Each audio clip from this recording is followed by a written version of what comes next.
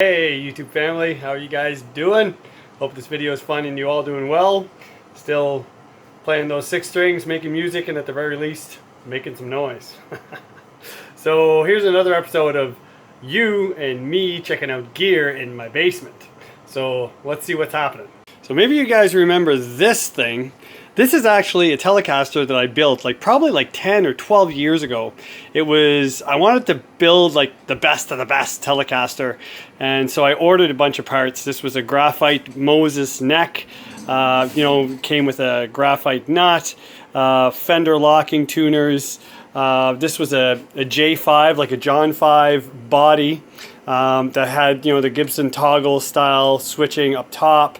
It's routed for humbuckers. Just something unique that didn't exist. These are Joe Barden modern T-style tele pickups, and these things are awesome. This is a Babix bridge. At the time, I thought they were really cool. I have some CTS pots in there, just very simple. One volume, one tone. Just a workhorse of a guitar.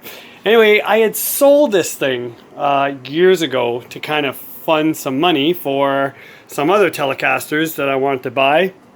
I always regretted it. And recently, the guy I sold it to contacted me and said that he was kind of getting out of the whole electric guitar thing. He's a older gentleman, and he's having trouble with his hearing and stuff that you hate hearing about, especially when it comes to musicians. But and he asked if I'd like to have it again, and I hemmed and hawed because he was asking a fairly substantial amount of money for it still. But long story short, he needed work done on an acoustic guitar, like fret leveling, need to have the fretboard conditioned, needed a good polishing, needed just a setup in general. There was some electronic issues with his pickup in there, so I did all of the work for him, and when he came to pay me, I said, well, how about if we kind of negotiate my work and some cash for for my old guitar.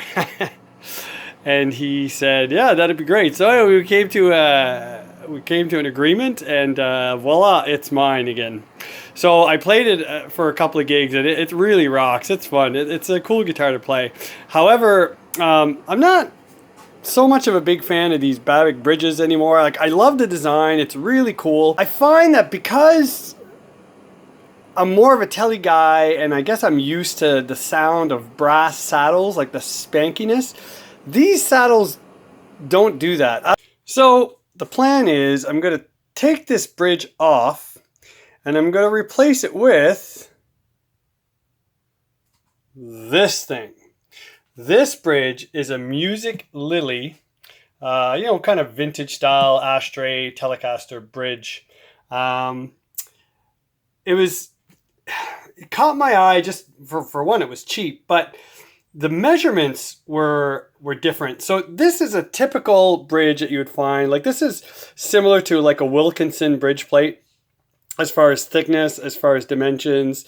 This particular one was off one of my Telecasters that I had a while back that I'd replaced and switch with black hardware, so I still have this bridge plate, but it's very similar to what a Wilkinson would be, for example, to compare to a brand name bridge.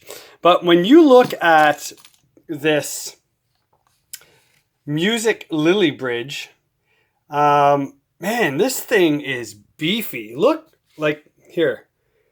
Can you see the difference? I don't know if it'll come up on the camera, but if you look at the width of the metal here compared to this, this is so much thicker.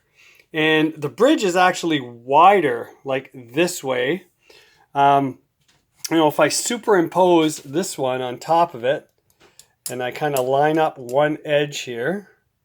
Let me kind of do that in the camera.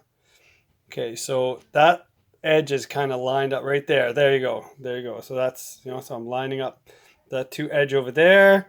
And if I go on the other side, look at that. See how that sticks out over there? So this bridge is wider, but all the mounting holes and everything are respectively the same. So, so I'm going to replace this Babbitt's bridge with this one. I just took some rough measurements, and it's a 4-hole mount anyway, so it's going to fit.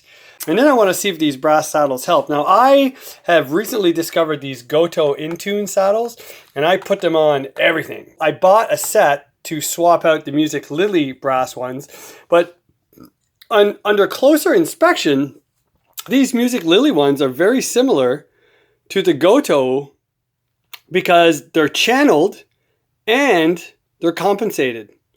Can you see that?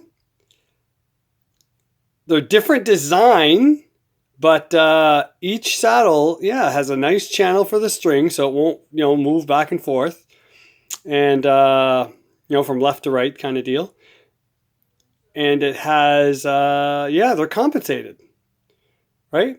So I thought maybe I would put these on, but since I have these and I know for a fact that these Gotohs are bang on intonation wise, I'm just going to go ahead and change them now to save me some problems like down the road if these aren't as good. But I will use these saddles on something down the road. If I get a telly, I'll just swap out the saddles maybe, and we'll see.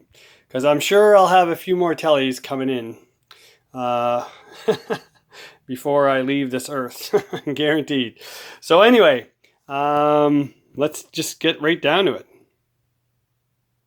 So the annoying thing about a Babbitt's bridge is, to remove it, you need to take your saddles off, because these saddles over here, they cover the bridge plate mounting screws. So everything has to come apart. It's not like one of these where you can just pop the screws out, leave your saddles in place, and just change a bridge plate. Everything has to be taken apart. So that means if you were to reassemble it or reinstall it, all your intonation, everything has to be reset. But a good thing about the Babbitt saddles is they have the internal cam. So it has like 3 screws, right? So the bottom right is just the intonation adjustment screw. So where the screw goes into, so it'll pull your saddle away or towards the back of the bridge plate to set your intonation. The one up here on the right is your string height or action adjustment screw. So it'll turn that cam so that the notch where the string rests will either come up or down. And the one on the left here is a locking screw, which will lock the saddle in place once your action is set. When I take my saddles out, I keep them in the respective positions, right? So here's my low E and there's my high E. So if I need to put them back in, once I reassemble them, I only have to adjust intonation back and forth. The action will be what they were when I took them off. So I don't have to worry about that. So that's one good thing about the Babbitt's. All right, so the Musiclily bridge is on, pickups back in place. I swapped out the factory Musiclily saddles for the Gotoh in-tune saddles. And now it's just a matter of restringing and see if there's any difference at all. The guitar is done, got the new bridge on, everything lines up perfectly. These in-tune Gotoh saddles are fantastic, and you know what? I highly recommend these Musiclily ashtray style bridges if you want an upgrade. Not sure about the saddles they come with because I didn't get a chance to test them out, but man, these bridges are beefy and they're really well made, and they have nice rounded edges. I don't know if that'll come out on the video for you, but the edges of the bridge are not square, they're rounded edges, which makes it super nice and comfortable. Thanks for watching. You guys take care. God bless.